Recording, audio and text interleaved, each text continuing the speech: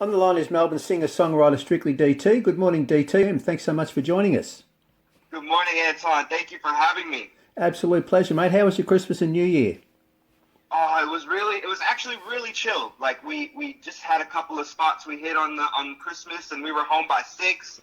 Perfect time to just relax and catch up on just my wife and I, just to reflect on everything. Yeah, that's fantastic, mate. Look, your wonderful new single "Drift Away" was released recently. Congratulations, another great single from Strictly D.T.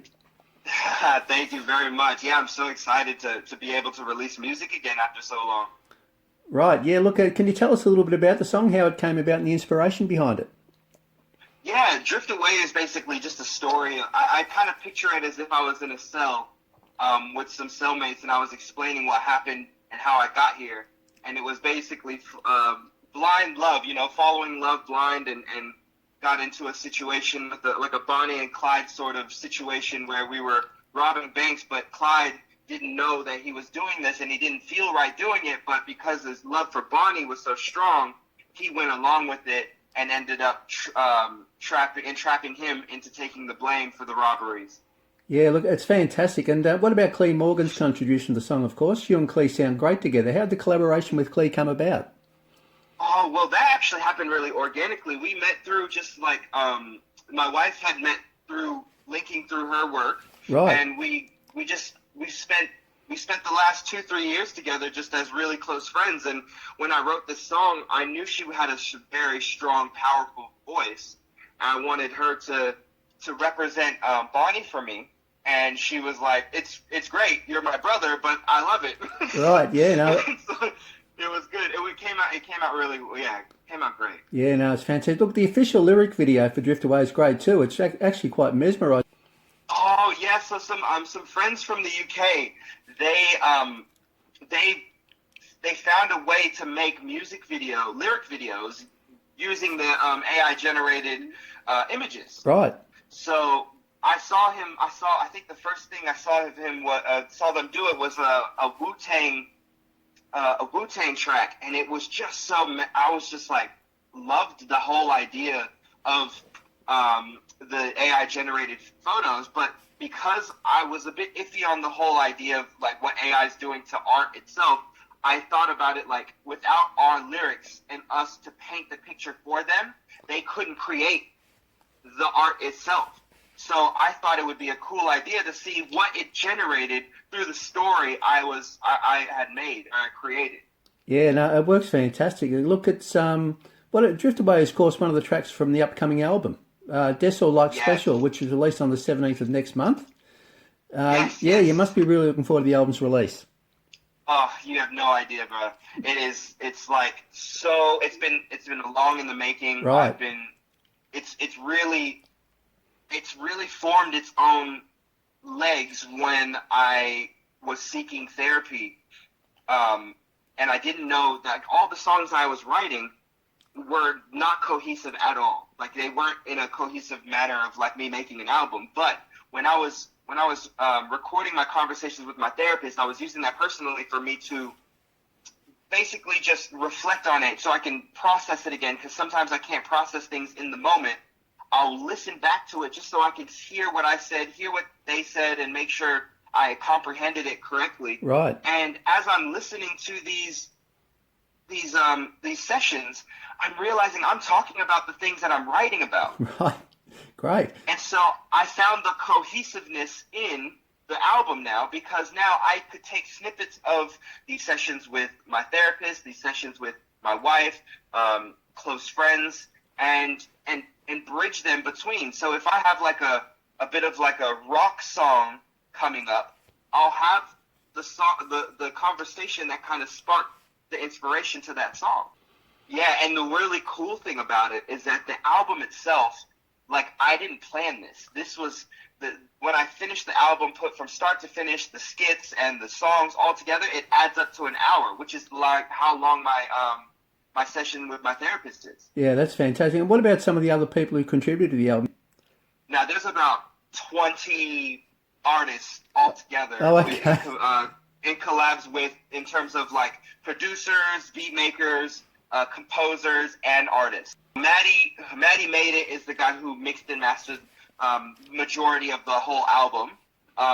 We've got Jace Beatheads, who I don't know if you guys know, he created Jace Connections 1 back in the 90s, which was like a really big hit for Aussie hip-hop. And he's been doing a lot of work even today with the youth. He's creating a second one coming up too. And I just really thought he was one of the first producers I met when I moved to Melbourne. And he was so open and allowed me to dig into his creative beats and said, pick whatever you want, man. I just want to make something great. Right. I ended up picking 2, so he's on two tracks of the album. I've got Nomad, who's become a close friend through Halo Vocal Ensemble, and us just becoming new artists out in the scene, trying to make conscious hip hop a real pleasure for our community. There's Halo Vocal Ensemble as well as featuring on there. I've got Spell. DJ Spell has produced 2 out. He produced Drift Away and My Life. Right. There's just so many. I can't. I'm like so. I just want it to be out so people can hear it. Yeah, no, it's fantastic. What about My Life, the previous single? That's also on the new album. It's a great song too. Can you tell us a little bit about My Life too? Yeah, so My Life is pretty much the intro track to the album. Right. And you hear a snippet of my therapist and I kind of beginning our session. We usually begin our sessions with the, hey, how are you? How's things going? And then My Life kind of kicks in. And it just basically the whole track itself talks about a lot of the struggles that have been happening throughout the last couple of years, really weighing down on me. But the real pick-me-up is the hook. And that's the idea of, like, no matter what you throw at me, no matter what's going to happen in the foreseeable future, you're not going to make me hate my life. You're not going to make me give up. Because there's a lot of people that rely on me. I rely on myself. I need to make sure that I'm present for my family, myself, and those around me, and even my community. So it's like it's a down track, like it's in terms of like subject matter, but it's also a pick me up, knowing that we're all going through something and that we need to have empathy towards one another. Yeah, that's great. And what about the title of the album, Desperate Like Special? So, yeah, how'd that come about? So that's great because it gets quite deep. So I don't know if you've seen the cover yet. The cover album is an old photo of my mother and my father, my birth mother and my birth father. Right. They split when I was 1 or 2, just before 2 years old, and I never got to see them as a couple before. Right. So my sister sent me this photo of them. And that's like the first photo I've seen of them together as like a happy couple, quote unquote, type of thing. Right. And I thought about that and thinking that I never actually got to witness how they loved each other. And so if you look at the cover itself, it has the parental advisory over their hands, over them holding hands. It's blocking their hands, their hands being held. And I thought that it would be such a cool idea, because this whole thing is about self-reflecting, that I make that the album cover, and I named the album Desho Like Special. Because that's my first name. My first name is Desho, and the way that I get people to understand it or say or pronounce it correctly is saying like special. Then it clicks for a second, and they're like, "Oh yeah, that makes sense." That's fantastic. Yeah, look, and so I didn't know your first name was Deschel. So, yeah, that's fantastic, mate. What a great idea. Thank you. Yeah, and what about gigs and tours in support of the album? And any plans there? Anything we can look forward to there? Yes, so I am in the works of doing a launch for Melbourne, but I'm actually flying out to Perth, where I started my music career. I'm flying out to Perth on the 20th of Jan, to rejoin with my dance crew, Cultural Renegades. We're doing a show out in Bunbury. Right. And then on the Sunday, we're coming back to Perth to do an album preview party. Great. So it's like a soft launch out there, and then I'm going to do the full launch here in Melbourne, and then do a full launch out in Perth as well. And hopefully anywhere else that will have me. Yeah, that's fantastic. And how long ago did you come to Melbourne from Perth? It's been about 4 years 4 years, right? Yeah, so 2 of the years were obviously indoors, like at home, Yeah. and now I'm just trying to get out there and show the world what I've been working on, and hopefully save a life. And you're probably still discovering a bit of Melbourne, are you? After being indoors for so Oh, long. every day, like the amount of menus, the amount of artists, the people I've met in the small bit. I have to give a quick shout out to my friend Lee Dietz, who runs the Get Down events. He Right. is the one who's really connected me through a lot of hip hop here in Melbourne, and whether it was like the veterans to new up and comers, he runs events down here that puts all of them on the same stage. It's so great, and Uh, you get to get a sense of what's happening out here in the community. that's fantastic. Look, and you mentioned Halo, the vocal ensemble, before. And Yes. you're one of the feature MCs of Halo, of course. Can you tell us a little bit about what your role exactly is with Halo?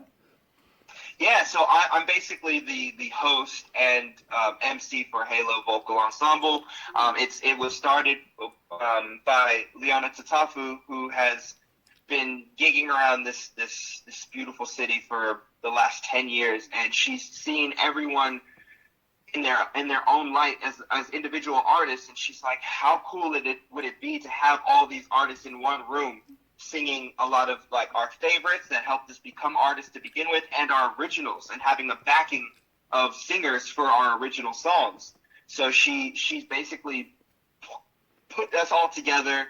We're all individual solo artists who are doing amazing things, and we all come together and just create a huge show for Melbourne, and we've been doing it for the last 2 to 3 years now. It's been so good. Yeah, fantastic. Look, I haven't seen it myself, but I've heard that absolutely superb, mate. So congratulations. Great stuff. Thank you. Yeah. Yeah, well, you got to come down. I think our next one might be in Feb. It's not confirmed, but just keep an eye out because we'd love to have you down. I'll absolutely do that. Thanks, mate. Look, before we let you go, we need to talk about the very early days of your music career for a moment, if that's okay.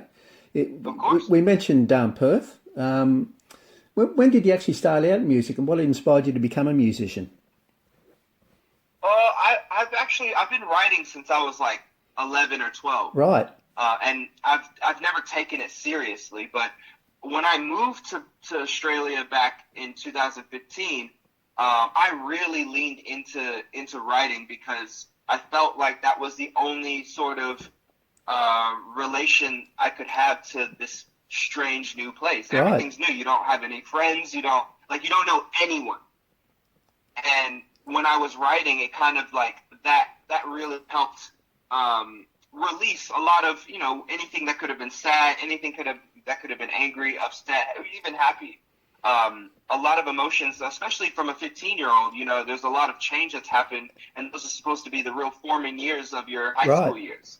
So to start over kind of felt a bit overwhelming. So I started writing, and next thing you know, I found someone who had a studio. So I started, paying weekly, going there, recording it, and then next thing you know, I had like a mixtape. I was like, oh, great. all right, let's put it out. And then I was just kind of doing it. It was all for fun. And then it became, it slowly became doing a gig here and someone asking me to do a gig here. And then someone wanted to pay me to do a gig. And it was just like, oh my goodness. It's like, oh, I'm an artist now. Yeah, great. That's fantastic. And what about some of the artists that actually influenced you along the way? Or anyone in particular that you think has influenced your music along the way? I guess there's quite a few, is there? Yeah. Well, there's also stages. Like when I first started writing, I was a huge fan of people like Tech Nine and E40, who's raised me a lot in hip hop. Like when I came up in Seattle, I didn't realize that whole East Coast versus West Coast thing really affected us. And so when we were growing up, we only listened to West Coast stuff, but that was unconsciously. Like I didn't Right. even know that this was the reason why we were listening to all these people. So when I list people like Lonely Coleon or Missy Marv, those are because those are West Coast artists who made it big on the West Coast, not Right. globally. So when I moved here to to Perth, I saw that it was heavily American East Coast like influence. Right. They didn't hear a lot of the West Coast rappers that I was listening to. So when I was listening to what they were listening to, this is where I started finding love for hip hop again. So now I'm like, oh, cool. I didn't know about Mos Def. I didn't know about KRS-One. I didn't know about Black Thought and the Roots. Right. And that really like expanded my horizons into learning more about not only East Coast or West Coast, but like down south. And then I'm at a point now where I'm like, okay, I feel like I'm delved into American hip hop a lot. I'm now understanding that Australia has its own story as well that I want to catch up on. So I'm kind of listening to, like I said, Jace Beatheads, and I listen to Nomad, I listen to Johnny P, like all of these guys who are Australian artists, and hearing the stories on how they came up and what they did, and it's all beautiful. It's all beautiful. It's all inspiration for me. Yeah, no, that's great. Fantastic. Look, thanks so much, DT, for joining us today. It's been an absolute pleasure, mate. Thank you for having me. I'll see you at the next Halo gig. Absolutely, or even mate. The launch. Yeah, absolutely. And look, good luck with Drift Away. It's a great song. Thank you so much. And, I've got another single coming out on my birthday in 2 weeks. So okay. if you're around, fantastic. It'll be the next one. So that's another single prior to the album release, which is on the 17th. So I can't wait for that. What's that actually called? This one's called Flower, and it features Leona Tatafu and Alex Ford from Perth. Great stuff. Okay, and can't wait for the album to come out. Great stuff. Thank 17th you. of next month, as we said. And look, we'll have to catch up again soon. Thank you, Anton. Take care. You too. See you later, DT. Bye.